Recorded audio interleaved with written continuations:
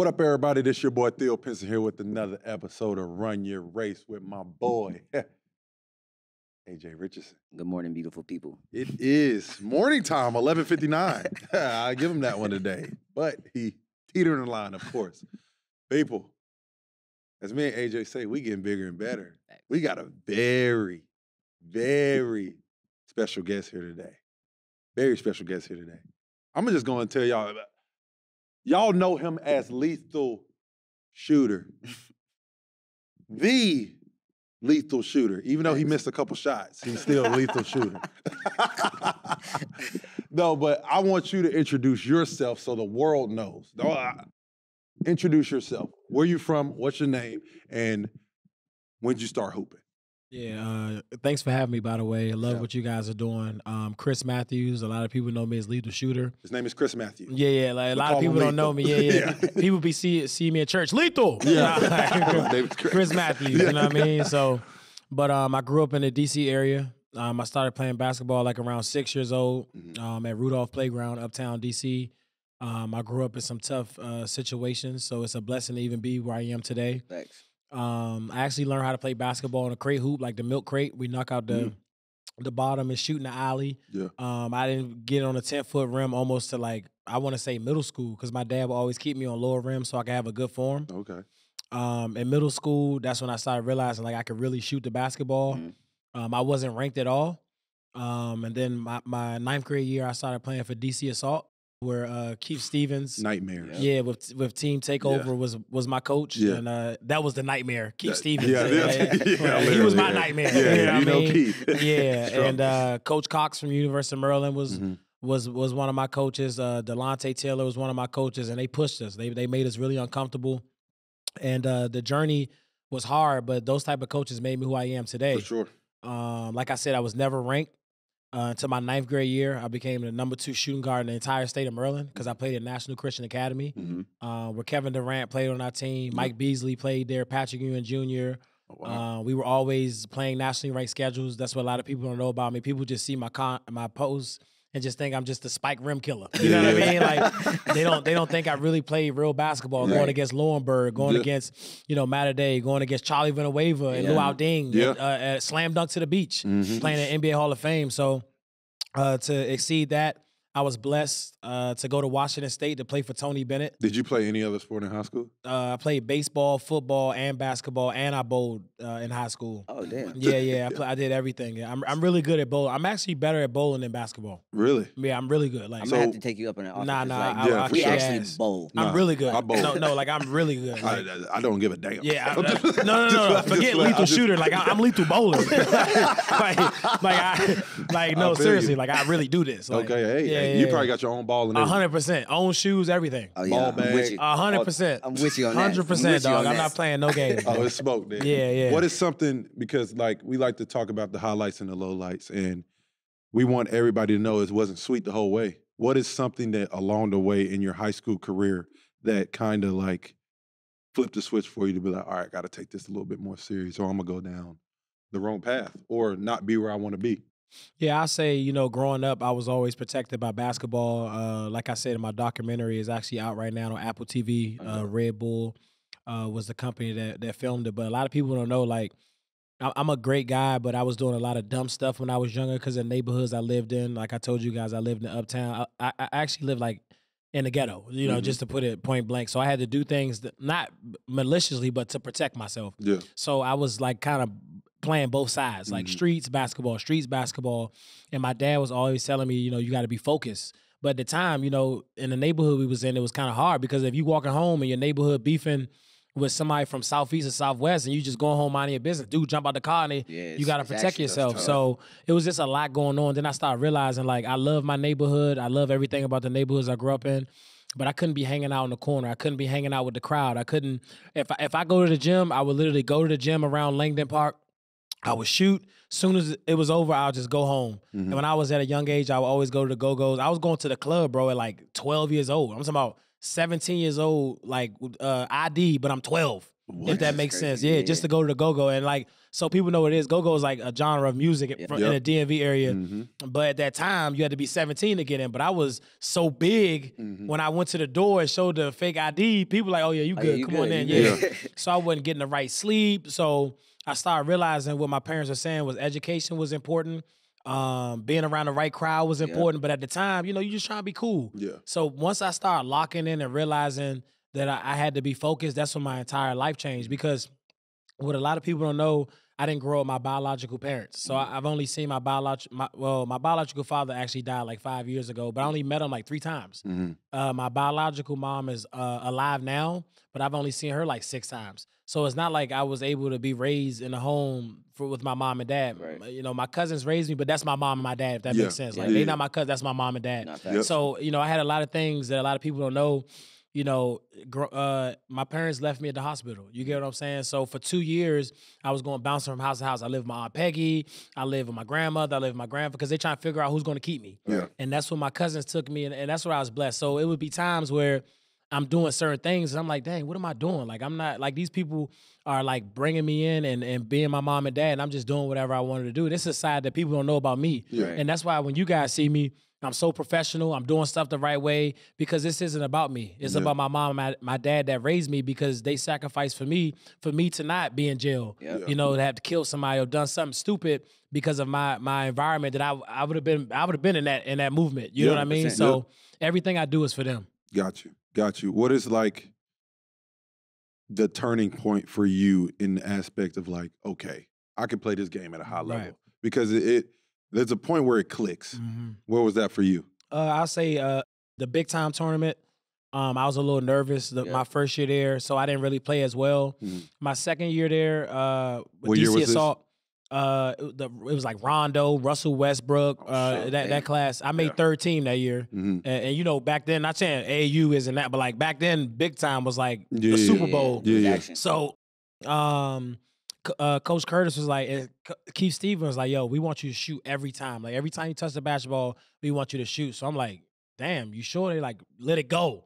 So after that summer, like that's when I got ranked in the nation. That's when I got every college I wanted. Then I started realizing like the hard work is paying off. Making 500 shots a day is paying off. Sacrificing not being on the corner. Sacrifice not going to the go-go. Sacrifice not being in the mix. Because, I mean, it hurts where all your friends outside and you just staying inside just to rest so you can wake up in the morning and get up shots, if that makes sense. So once that happened, I realized, like, humbly that, like, I could really shoot the basketball. How was those runs? Like, you named a lot of, like, great players that's, like, playing today. And you got to see it up close. You was on the team with them. You was on the team with them. That's what you grew up in. So how was those runs, and how did it, like, bring you to where you was today? Yeah, so those runs actually helped me become the player I am today. Like I was telling you, I don't know if you guys know Deron Washington that played at Virginia Tech. But Deron was on my team, Patrick Ewing Jr., like I said, Kevin Durant, Mike Beasley. Our entire team went D1. So in those practices, I was being pushed to a very uncomfortable situation because everybody was elite. I didn't have nobody that's like, I'm going to guard him to take a break. Right. You know what I mean? If I switch to Kevin, he going to kill me. If I switch to Mike, he going to kill me. If I switch to Deron, he was dunking on me. Patrick Ewing Jr. back then was strong, flying. Patrick Ewing Jr. back then could go through the legs from the free throw line. You know what I mean? So I'm going to be honest. That might be the best high school team I've heard. That high school team. we was 1 year we was 27-3. 27-3. KD, Lethal. The younger people ain't gonna know DeJuan Washington, but he was an animal. 40 plus inch vertical, like 6'8". Yeah, that's special. Yeah, I mean, you compete against that every day. That does nothing but make you better every day. And remember, our schedule is not like we playing against rinky dink. Like I said, we're going against Charlie Villanueva. We're going to slam dunk. We playing everybody. You know what I mean? And once I continue to be focused in that rim, I feel like nobody could stop me because of the competition I was playing against. What was the person for you? I would say, for example, me, it was John Wall. I saw John Wall play live. I said, okay, I need to get to that level. Who was that for you? Well, I didn't see him live, but growing up, I always wanted to shoot like Ray Allen. You know what I mean? I always admired Ray Allen. I always admired Reggie Miller. And I felt like, that's the type of shooter I want to be. You know what I mean? Like, I want to be able to have that type of swag. I want to be able that when the game was on the line, I take those type of shots.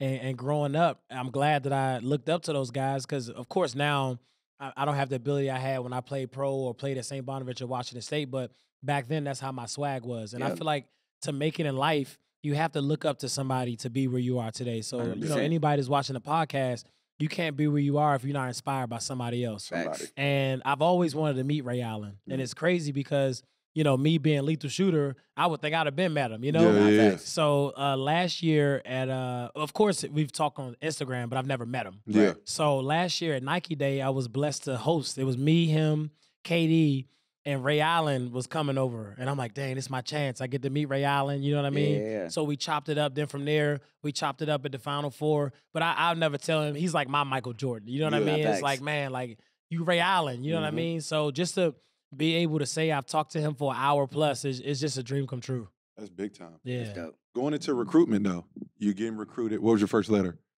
I want to say Temple. Okay. But Coach Chaney, so at the time, a lot of people don't know this as well, I went prep. Mm-hmm. So out of National Christian, I couldn't pass the SAT.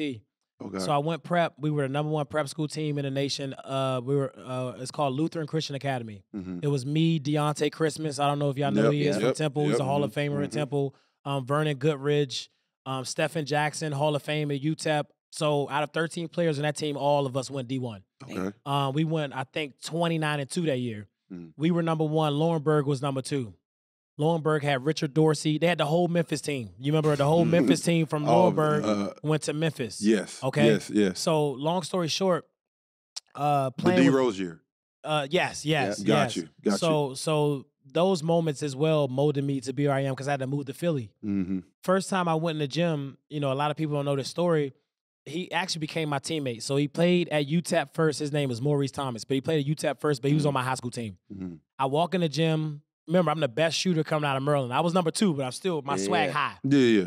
I walk in the gym. We not passing this motherfucker the ball. He from DMV, don't pass him the ball. So I'm like, you know what I mean? So I'm running down the court. He sneaks me. He punched me in the face, right?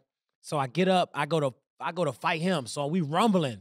So he yokes me up on the wall. He like 6'8", but he's strong as hell. Yeah. So when he yoked me up on the wall, everybody ran up on me screaming, yeah, that's what we talking about. Because they was trying to see if you had that grit. Yeah, you know what I mean? that So grit. as soon as he snuck me, and I'm like on the ground, like, damn, he just punched me in the face. So I got up, tried to kill him. And then he yanked me up on the wall. I'm like, as soon as you get off me, I'm not, don't play. Like, that's when everybody ran up on me. And then that's when they was like, give him the ball. Let him do what he do. Gain then that summer, when I went to the big time, God is good, man. I broke every single 3-point record at the big time. It was insane, bro. One game against Greg Oden team. It's crazy. I still have the box score. Yeah. That's how crazy it was, bro. I went like 10 for like 12 from 3. Sheesh. 10 for 12. I went crazy that game. And you remember, people don't understand Greg Oden team back then, Indy Spice. Mm-hmm. They were like the Monstars. You remember they had Conley. Oh, yeah. They were insane. They all came into Ohio State together. And that's when that turn really, I was like, man, I'm not never looking back. For sure. What was something that you look for in recruiting? Because it's a different aspect. Like, you're going to prep school, and now recruiting is a little bit more like you're fit. Yeah, it changed. Like I told you, at National, I was being recruited, but at Laurenburg, I was like, at Luther, I was getting recruited. Like, I had like, I want to say, I should have did this. Whoever, I don't even think they do letters no more, huh? No, they only do letters. I literally had like 6 trash bags full of letters, bro. And when I moved from one house to the other, I threw them out. And I would love to show the kids now, like, these are not the letters where, so back in the day, they would print one letter and just sign it and send it. I was getting handwritten letters. I was getting cassettes where they say, Chris Matthews comes down the court for Syracuse. He is the game winner. You remember the cassettes they were sending people? Crazy. Was you getting that? No, I ain't getting no well, you went to cassette North tape. Carolina, so, but I'm saying, like, Damn. I was getting cassettes, but this is what happened. Chaney came to my house, right? They were like, yo, we want you and Deontay to share the backcourt. Deontay's going to be the 1. You're going to be the 2, if that makes sense. But at the time, Chaney was so rough. You know, Coach Chaney, the Hall of Famer, that I'm like, man, I don't think I want to play for him.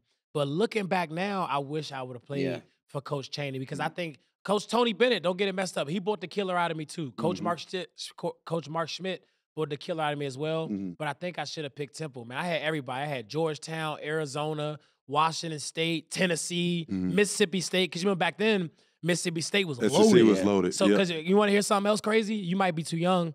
My high school team at Lutheran, we had Jamont Jordan on our team. You remember him? Left-handed. I remember Jamont Jordan. So make sure you do his. Jamont Jordan was a beast. He played in Mississippi State, SEC. He was on our team as well. Vernon Goodrich was on my Lutheran team. He went to Mississippi State as well. #1 center in the nation. They made him and Andre Blatch go at it one game. And these are the people I was able to share the court with. So at that time, I wanted to visit the Mississippi State, bro.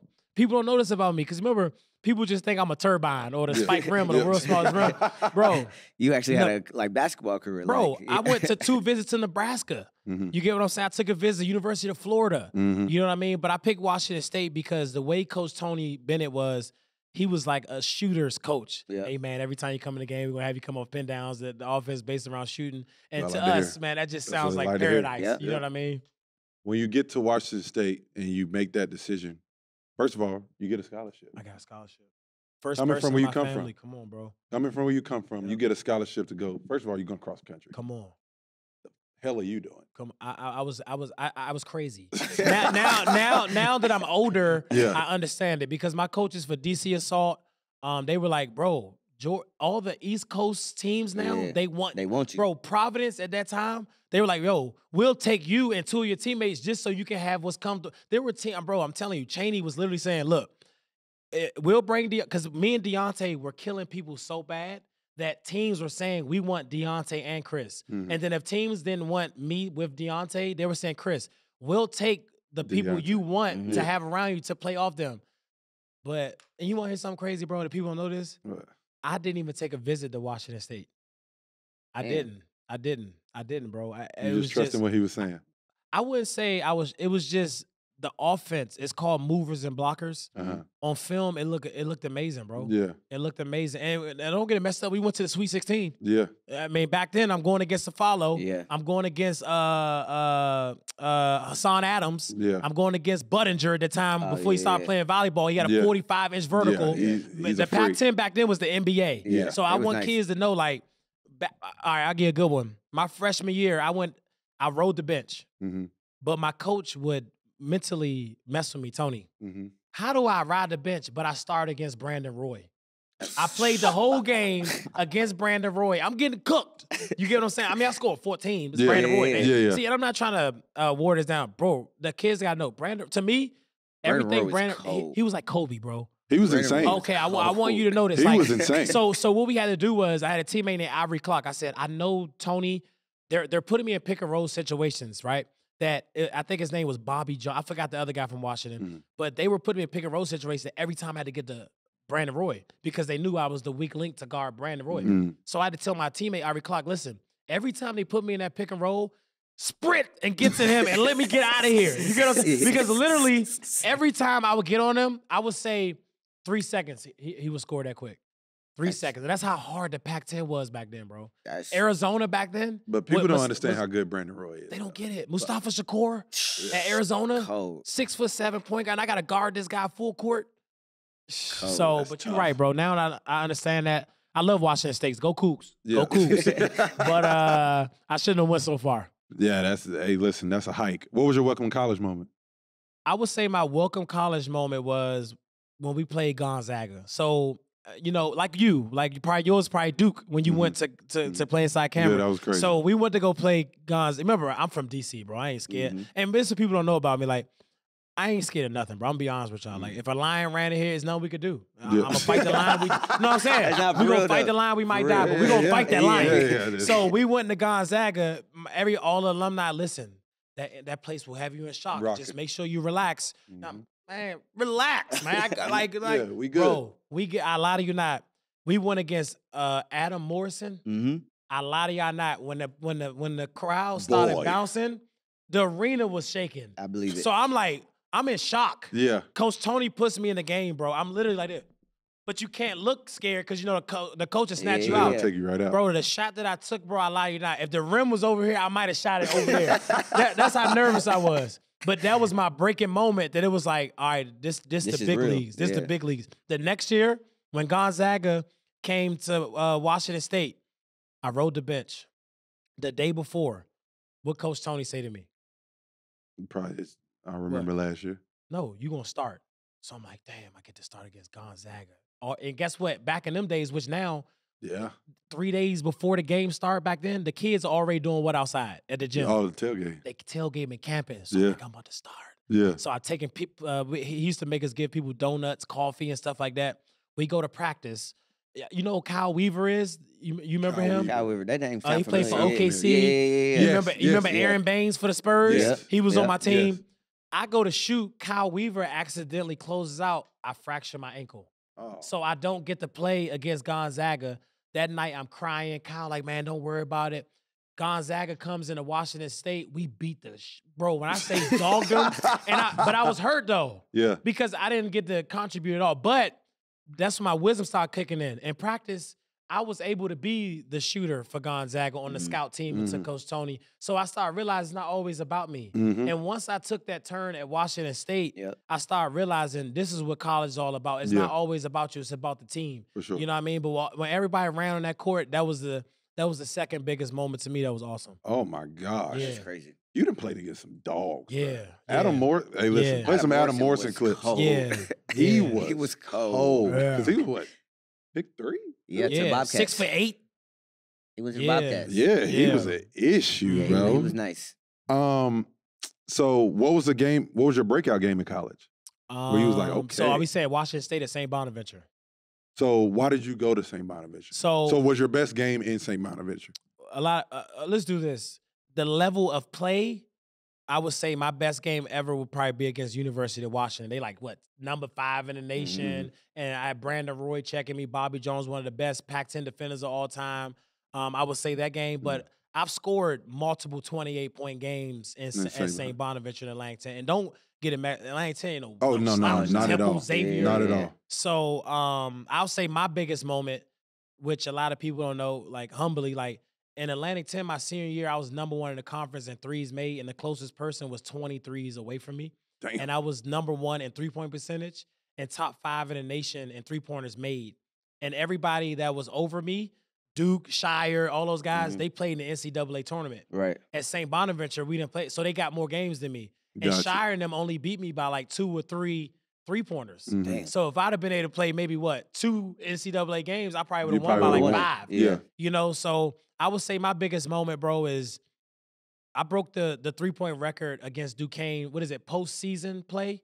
The NIT. No. What is it called after in the Atlantic 10 conference? It's postseason because after Oh yeah. I broke the Conference play. Conference play. I Conference broke the championship, 8-10 3-point record. Okay. I hit 9 threes against Duquesne, and then the next Damn. game I hit 8 threes as well, and I had the most points at that time ever in conference play. Yeah, That's crazy. yeah, I was locked in. What made you go to St. Bonnie? Being young and immature. Mm-hmm. So what a lot of people don't know is, at North Carolina, not saying other colleges do it, but the big leagues, they have exit meetings. Yeah. Even if you're coming back, they have an exit meeting. Yep. So Coach Tony was like, look, I know you didn't play your freshman and sophomore year, but you and Mac are going to start your senior year, and we're going to give you the team. Like, this is going to be your team. Mm-hmm. And what people don't know is, back then in the Pac-10, if you average 10 points, you go in first round. Yeah, you remember facts. that? Yeah. Aaron Afalo didn't average that much. Farmar didn't average. It's just because it's so hard. Yeah. And the games that I played, the long minutes, I would score 14, 15. The games he'll just throw me in, throw me out. I'm just trying to get points, so I'm shooting bad. But the games that I was consistently playing, I'm killing, all right? I'm like, nah, I'm supposed to be playing now. I don't care about Derek Lowe. I don't care about Kyle Weaver. Yeah. I don't Taylor Rochester, Yeah. which he's a EuroLeague champion. Yeah. He's a killer. So at the time, I was thinking about myself again, like I told you guys. And I said, man, I'm leaving. Coach Tony again, do not leave. This going to be your team and Mac team. Mac going to be the one. We're going to let you go all out. Kyle going to be gone. Derek going to be gone. Taylor going to be the one. You going to be the 2. We're going to flip Mac and Taylor together. But you're going to be the 2. Yeah. I leave, right? The next year, they go to play you guys in the NCAA tournament. I think they played North Carolina that next year when I left. I think they go to like the Elite 8 or something of that stature. Yep. But not being patient. To everybody looking at this right now, if something's not going your way, don't try to rush out of it. You know what I mean? Like, fight through it. I didn't fight through it. And I feel like, not saying St. Bonaventure, I wouldn't have made it, I would have made it to NBA, but I feel like if I'd have fought through it in my senior year, how hungry I am, I personally think, in a Pac-10, averaging 10 points, maybe shooting 37% to 40%, I think I'd have got a shot. Yeah. Yeah. No, for sure. Yeah. I mean, just making that transition to St. Bonnie, I mean, it's tough. As a kid, you it's hard to tell someone don't think about yourself because your ultimate goal is like, but I want to play now. Yeah. Right. You know what I'm saying? So we're not telling, it's hard for us to say, but also because I was in the same situation. Oh. Like I didn't play, I played enough. Right. I played a good amount, but I wasn't playing the minutes I thought You was gonna play. I was Right. deserved to play. Right. But I got hurt. There were things that came in the way of that. But I was just like, my time gonna come. Right. My time's gonna come and they gonna need me. And next thing you know, it happened. My junior, senior year, played a whole lot, won a national championship, did all that. But like at the end of the day, you gotta look at that, and I'm pretty sure you do. St. Bonnie helped you though. It did. You know what I'm saying? Like you got the freedom. You got to go play. You did what you wanted to do, and you broke records. You did all that. So it's a true accomplishment, true feat for you. But at the same time, when they go to the tournament the next year, that's rough. That hurt.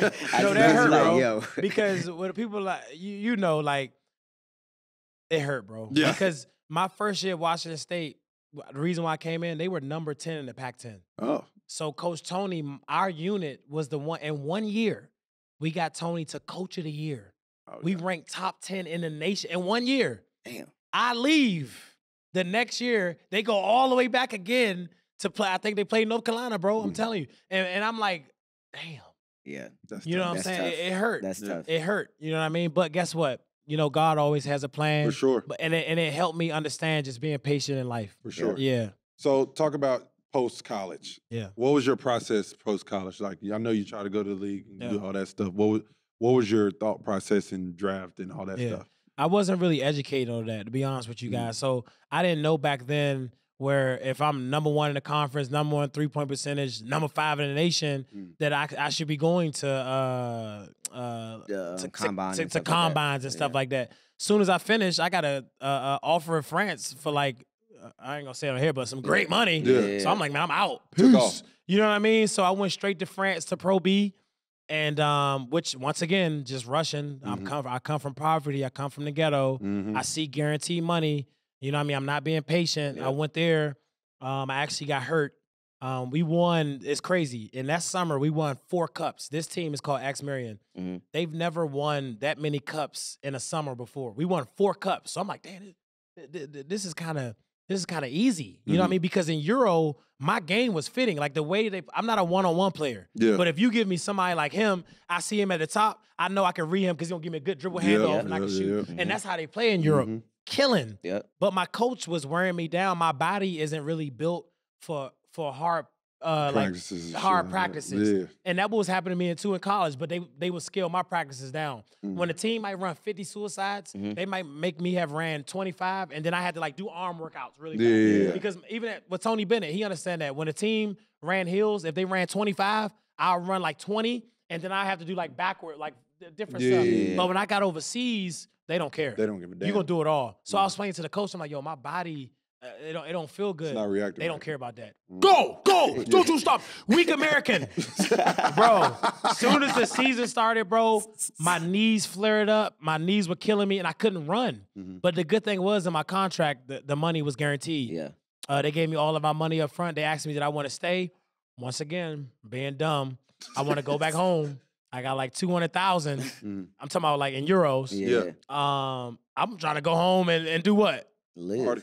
Hang out. Yeah. Shoot, I'm in the Facts. club. Yeah. Facts. And remember, I don't drink or smoke, but just to be out, when you got something in your pocket, I got a BMW. I got a BMW. For what? You get what I'm saying? So it's like I was doing the dumbest things back then. But like I said, now that God, who I am today, and how God has blessed me to have what I have today, you know, I'm not going without my means. Yeah. You know what I mean? Yeah. Talk about like how, like you had this amazing basketball career that a lot of people didn't know about that you just shared. But at some point in life, you had to realize like, all right, I want to be lethal shooter. Right. You know what I mean? Right. Talk about that process and like the mindset of how that came about and how you like blew up and stuff. Yeah. How'd you become lethal shooter? Yeah, I'll say failing in China, failing in Mexico, failing in Russia. This is what people know, bro. Do you know to play in Russia like the NBA, bro. Yeah. I played in Russia. I've won 2 cups in Russia, bro. Like trophies, like the big silver crazy ones. Yeah. Failing, all those moments failing and realizing that God didn't really put me on earth, bro, to really try to play pro. Mm-hmm. God put me on earth to teach the game. And my friends will always tell me, like, I got friends like Jeff Green. I got, you know, even with KD, we was all in high school. I was always that guy. Come on, good shot, man, but have good balance. Kevin, man, come on, Mike, you know when your jab get. But I'm not doing it because I'm trying to be a coach. It's just. That's who you are. It's just who I am. Yep. So I was actually at Georgetown. It's a guy named Bobby Mays that played at Tennessee. That's my guy. Jeff Green was there. It's like pro runs, all right? So I was helping the Georgetown player, but I'm not doing it to show off. I'm just like, bro, I'm trying to win. Yeah. Man, fix the base, blah, blah, blah. You know what I mean? So Coach John, rest in peace, pulls me to the side. You know, would you want to be a assistant coach at Georgetown? Yeah. And in my head, man, you don't shut your old ass up. I'm trying to play pro. What you mean? I'm trying to be an assistant, man. So he said, look, we will pay you. We got 2 players that are going to play like U17 or something for the Olympics. We'll pay you to help them go to play for the Olympic squad. So I'm like, I mean, shoot, I'll take some easy bread. Yeah. So as I was in practice, watching, evaluate, remember, I'm not doing it how I do it now. I'm just there. Yeah. But I started realizing, like, damn, this is pretty easy for me. I'm watching this guy in practice, but I see everything because I'm thinking about it now. I'm not thinking about the win, but I'm thinking about his shot. And when I helped the 2 players, they go on to win the gold. But the stuff they were doing the stuff that we worked on at Georgetown. And that's when Georgetown offered me the job. What did I say? No. I'm trying to be a pro. Yeah. I go try to be a pro again. I go to, it's called NBL Canada, which I was blessed to play with Craig Hodges. I broke, bro. We have content to prove stuff like this. Yes. Bro, I have games, and this is NBA 3. Yeah. Bro, I have games where I score like 24 straight points in a row, bro. And I'm not talking about like I'm wide open. I'm talking about like 6'5", 6'8", smacking me in the face. But this is what people don't understand about me. Those are the reasons why I am who I am today. To realize I was still chasing something that wasn't there. Right. If that makes sense. Yep. And then I started realizing God really put me on earth to teach, bro. And after that moment, I was blessed to get one of my first clients. His name's Kevin Durant.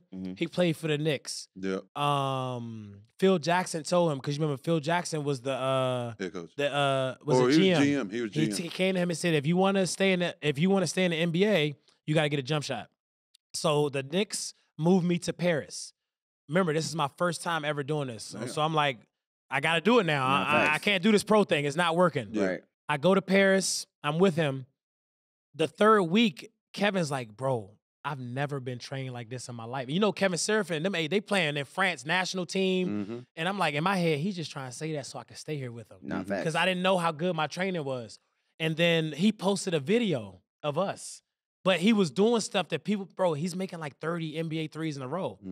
Then Dwight Howard DM'd me and was like, yo, bro, my team wants to talk to you about free throws. So I'm like, damn, Dwight? So I went to Kevin. I was like, yo, Dwight hit me up. The Hawks want to hire me to help them with free throws. And then Kevin was like, bro, I love you so much. I'm not even going to hold you back, bro. Go to Dwight. When I went to Dwight, when we were consistent, he had the highest free throw percentage ever in his career.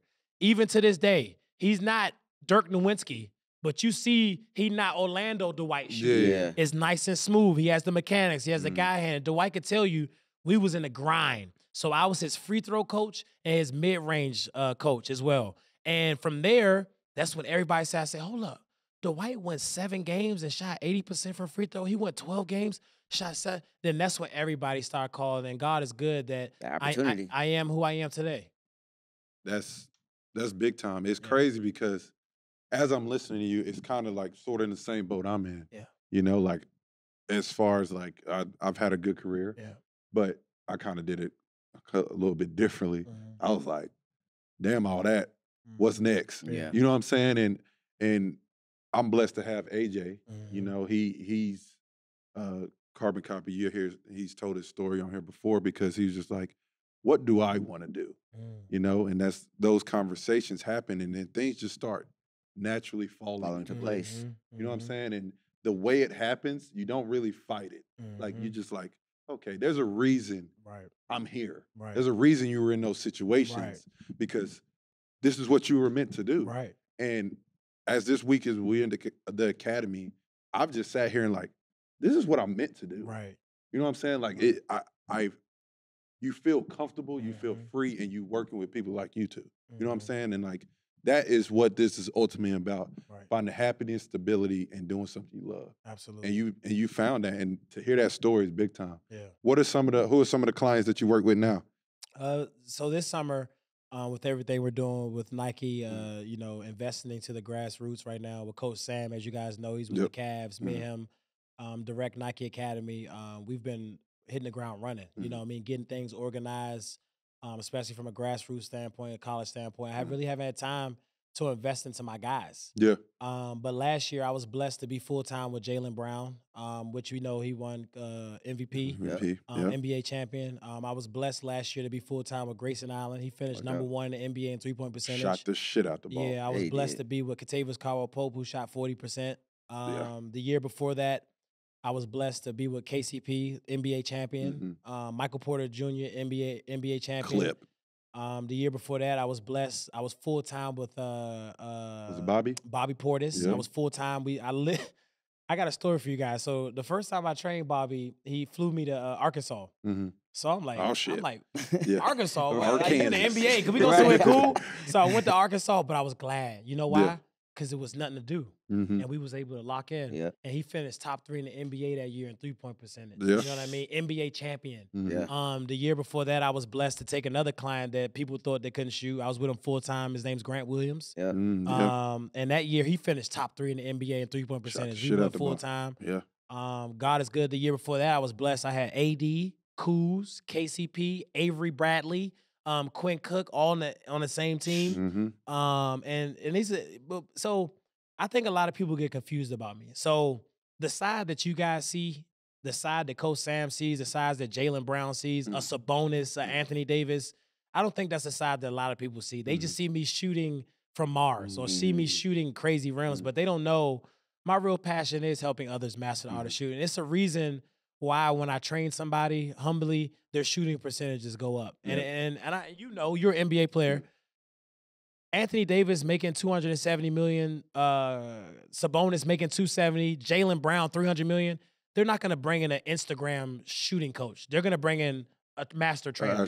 And I just want people sometimes to realize I love the content. I love what's viral. I love my skits. But at heart, it's about training the art of shooting. When me and Coach Sam are on the road training people, we help different NBA teams and different players. That's my passion. You know what I mean? And I think a lot of people get me confused online in the comments where it's like I'm just this fake shooting coach. And because I don't show, as you guys saw, the real me, what you guys saw, I might show some fluff online, but they don't really see what I really do. You know what I mean? And it's a reason why, because I mean, you don't need to see everything I do. 100%. And I just want people to know, like, I've been doing this for 8 years because I'm a professional and I'm one of the best in the world. No, that's you said it all right there. And that's what I'm glad we are able to do this, because people need to know. At the end of the day, everyone sees everybody through Instagram, through Twitter and all that shit. Like, that's what they see. So they're just giving their opinion and perspective on just that. When you meet somebody, that's when you like, okay. I'm going to give you a good example, really because you his went shit. to North Carolina. So nobody knows this story. The year I had AD, Kuz, and all those guys that won a championship, AD calls me at like, I want to say 2 in the morning. They in the bubble. So the Lakers, I couldn't go to the bubble. So every time I did film with AD, Kuz, KCP, it just had to be virtually. All right.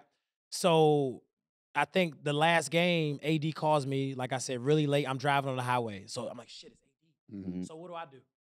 Answer the phone. But what do I do first? Pull over. Pull over. Yeah. I want him to know I'm intimate. Like, that's what I do for my clients. I don't care if I'm in, the middle I'm about to win the lottery. Jaylen and those, they come first. You know? So AD calls me like, yo, I need you to call Danny Green right now on FaceTime, and you need to tell him exactly what you see what he's doing wrong. And I'm like, what? So he's like, call him right now. He know you about to call. So at the time, me and Danny know each other because we shooters. I know him. So I called Danny. I said, look, bro, I know I ain't your coach, but this is what I see.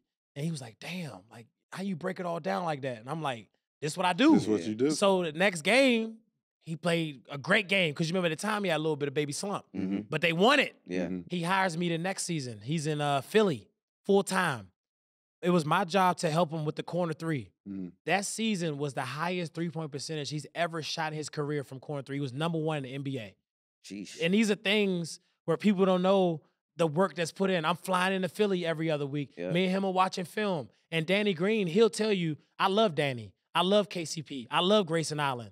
But I'm not that funny Instagram skit guy when it comes to training my clients. No, like for that. sure. Those are two different characters. For sure. Yeah, I'm going to break the artist shooting down, Mhm. and I'm going to let you understand this muscle memory is important. No, I think one of the biggest things that honed in on me when you're talking about that is AJ says this all the time, and Keep it sometimes I main, look main, at him like, I hear you, motherfucker. But, Right. but it's really true. Yeah.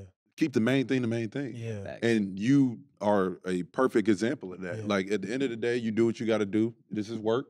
But shooting coach, Yeah. that is Yeah. what you do, and you're Yeah. gonna do it at the highest Yes. level. And you're not gonna catch me slipping. And you do a great job of that.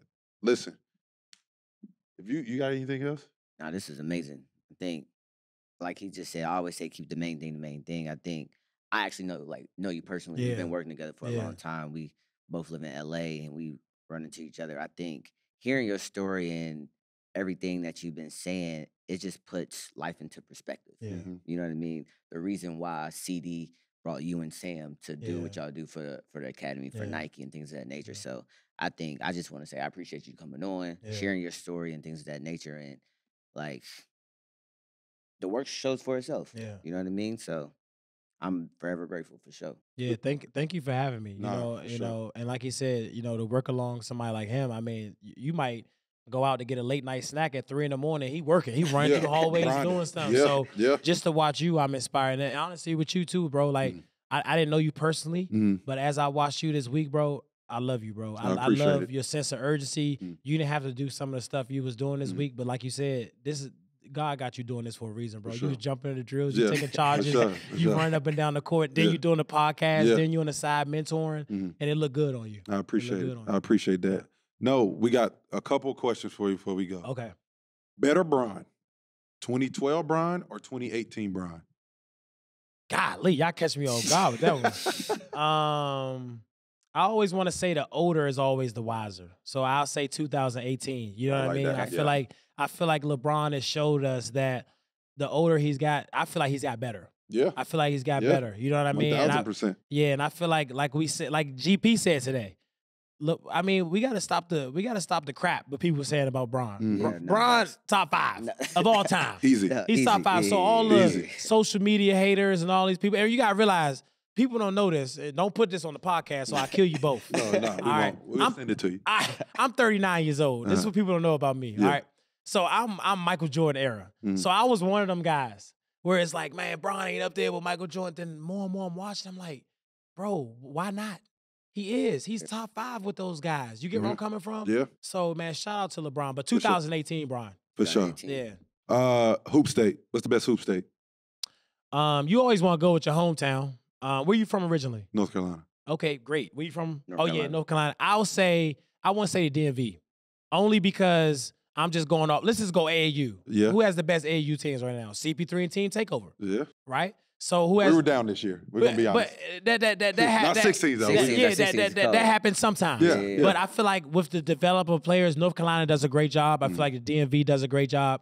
Me personally, I'm not trying to attack you guys. I just feel like right now we have, if you look at, what's being produced, I think the DMV is producing some great college players. Do we have a lot of pros right now? You guys might be beating us with that. Yeah. But I feel like we might be producing some of the best basketball players of all time. Well, if we can say right now, in the NBA, North Carolina versus DMV, who's better than Kevin Durant I mean, from North Carolina? I mean, it just depends. Chris getting old. Well, okay, then who's But better than he him now? wasn't better than KD, though. yeah, KD's KD's different. different. KD's Okay. Ain't nobody better than KD. Yeah. Okay, Yeah, okay. You got a cheat code there. All bro. right, We all got right. Jordan. But you do, hey, look, you do, I was gonna say Michael. We got I was Michael. gonna say Went back to Michael. We got 1998. we got Michael Jordan. I think he- Oh my God, Cut the man. Cut it there. We got Michael Jordan. In the podcast. I was in my head like, we do got MJ. We got Michael. Ain't nobody better than the GOAT. Yeah. We got James Worthy. No, for real, for real. We got You're some not wrong. dogs. We got some dogs. Last question. All right. What is America's team in basketball? I say America's team. It's like the Dallas Cowboys. It's like the Yankees. It's like just for basketball though. We would have to say the Lakers. Thank you. I think the Lakers are America's team because just like the Yankees, this is what people understand. If the Yankees have a bad season, the entire MLB has a bad season. Yeah. If the Lakers have a bad season, the NBA has a bad season. Mm-hmm. So it's sad. The Dallas Cowboys have a bad season. The NFL has a bad season. Yeah. So I feel like the Lakers are America's team. And they show up. They travel. They travel. Yeah, they travel. And those fans ain't playing. No, Not at they all. play They not zero playing. games. Yeah. 0 games. No, listen, Chris, we appreciate it, man. This has been an unbelievable podcast. I can't wait for people to hear your story. Yeah. And y'all go watch his documentary on what? My documentary, Life in Basketball, Lethal Shooter. I'm blessed that it's on Apple TV and it's on Southwest Airlines. They just bought it as well. So that's dope. Yep, That's and big then right time. now, I'm shooting another doc that's gonna come out. And God is blessed. ESPN's doing a story on me as well. That's about the release that everybody can see. The real in-depth story that a lot of people don't know. Because I know it's a lot of stuff that I just said that maybe you guys didn't know. Yeah, but I have a really deeper story that a lot of people don't know. So, it's a blessing to just be able to tell my story. For sure. That's big time. We appreciate you, man. Hey, listen, I told you, we getting bigger and better. We got Lethal Shooter on here, dog. We got Lethal Shooter. That's another episode of Run Your Race. Y'all know what to do. Go subscribe on YouTube, follow us on Apple Podcasts and Spotify. We out. Peace. Appreciate you. Of course, appreciate man. you, brother. Of course. Let's get this flick right quick. Of course, man. Right. Anything to help us. I was ready last night. What'd I say? You was. Anything to help you guys? Right now. Yeah, anything to help you guys, man?